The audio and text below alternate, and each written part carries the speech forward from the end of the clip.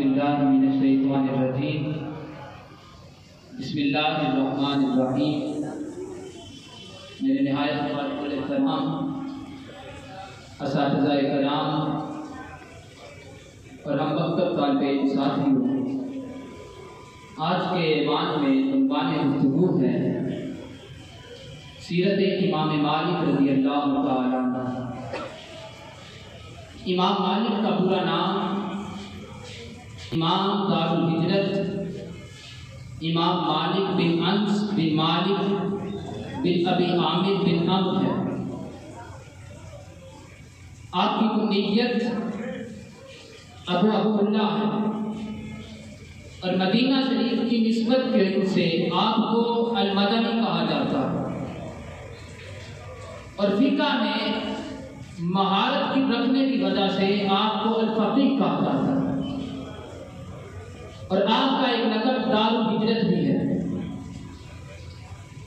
امام مالک وہ واحد شخصیت ہے کہ جو دنیائے علم میں باید وقت حدیث میں بھی امام کہلائے ہیں اور فقہ میں بھی امام کہلائے ہیں، اور دوسری طرف مشرق و مغرب میں امام مالک کے مقلدین کا ایک سلسلہ پھیلا ہوا ہے۔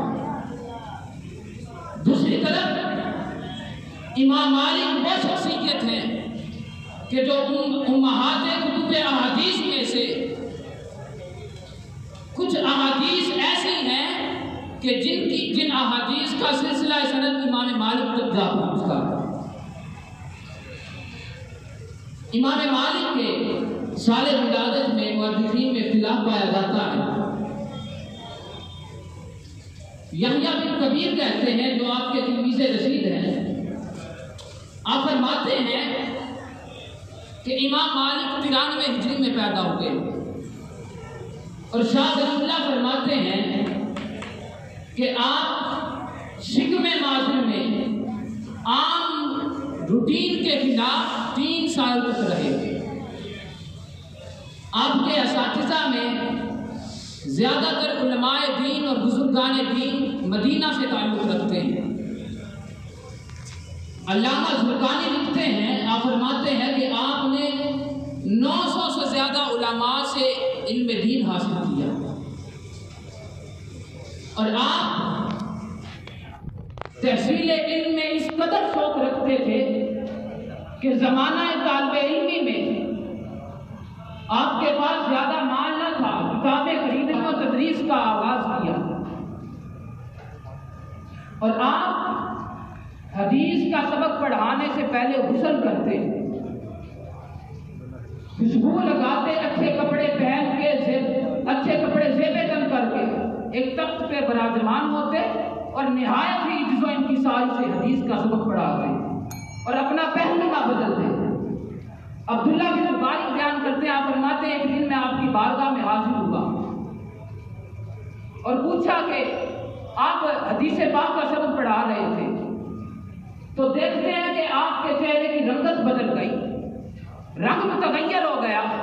پھر سے آپ نے حدیث کا سبق پڑھانا شروع کیا، پھر رنگت بدل گئی، چہرہ متغیر ہو گیا۔ 3 دفعہ ایسا ہوا، حدیث کو مکمل کرنے کے بعد آپ نے طلباء سے فرمایا کہ میری کمر پہ دیکھو کوئی چیز ہے۔ طلباء نے قمیض اٹھائی، دیکھا ایک بچھو جس نے 17 بار آپ کو ڈسا، لیکن آپ نے اپنا درد ظاہر نہ کیا۔ طلباء نے پوچھا حضور ایسا کیوں کیا، آپ نے کیوں ظاہر نہ کروایا؟ فرمایا اس لیے کہ میں مصطفیٰ کی حدیث پڑھا رہا تھا، مصطفیٰ کے حدیث کا درس دے رہا تھا، میں نے اس لیے ظاہر نہ کیا کہ کہیں حدیث کی بے ادبی نہ ہو جائے، حدیث کی بے ادبی نہ ہو جائے، اس لیے میں نے یہ درس ظاہر نہ کیا۔ امام مالک وہ شخصیت ہے کہ جن کا سینہ عشق مصطفیٰ سے اس قدر منور تھا کہ آپ مدینہ کی گلی گلی سے ذرے ذرے سے پیار کرتے تھے۔ آپ مدینہ کی گلیوں میں 40 سال آپ نے ادھر گزارے، پوری زندگی بھر کے آپ نے مدینہ کی گلیوں میں کبھی سواری پہ سوار نہیں ہوئے۔ آپ سے پوچھا گیا، فرمایا اس لیے سوار نہیں ہوا کہ میرا وجدان کہتا ہے کہ شاید مصطفیٰ اس جگہ سے پیدل گزرے ہوں، اور مجھے یہ گوارا نہیں ہے کہ کہ جس جگہ سے مصطفیٰ پیدل گزر جائے ادھر سے مالک گھوڑے پہ بیٹھ کے چلا جائے. فرمایا یہ مجھے گوارا نہیں. اور پھر حدیث کا سبق آپ نے 40 سال پڑھایا مدینہ منورہ کے سامنے بیٹھ کے.